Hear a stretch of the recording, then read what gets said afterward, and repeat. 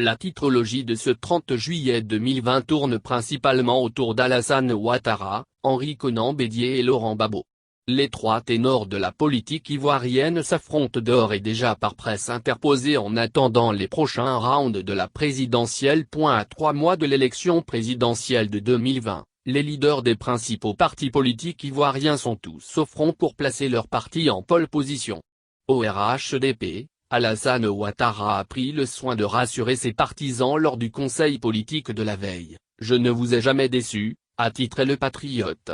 Et l'expression « de renchérir, je ne vous décevrai jamais ». Pour l'essor ivoirien, pour la victoire, Ouattara est la potion magique du RHDP. Sauf que Ouattara faut durer le suspense, fait noter le Rassemblement.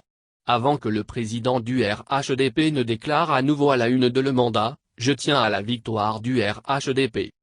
Henri Konan Bédié, lors d'une interview sur France 24, a cependant répliqué « Je me présente pour gagner ». Puis, le président du PDC s'oppose à une candidature de son rival du RHDP. Ouattara n'a pas droit à un troisième mandat, réagit le Sphinx de Dacro à la première page de LG Info. Avant d'ajouter dans les colonnes de Le Quotidien d'Abidjan, « Je me battrai pour instaurer la légalité ». L'héritage croit pour sa part savoir que Bédié, le vrai chef, sort ses griffes. De son côté, Laurent Gbagbo se bat pour rentrer au pays. L'Inter indique à sa une, retour en Côte d'Ivoire, ce que le pouvoir a décidé pour Gbagbo. Et le gouvernement ivoirien de se faire beaucoup plus explicite sur le temps, Gbagbo recevra les documents.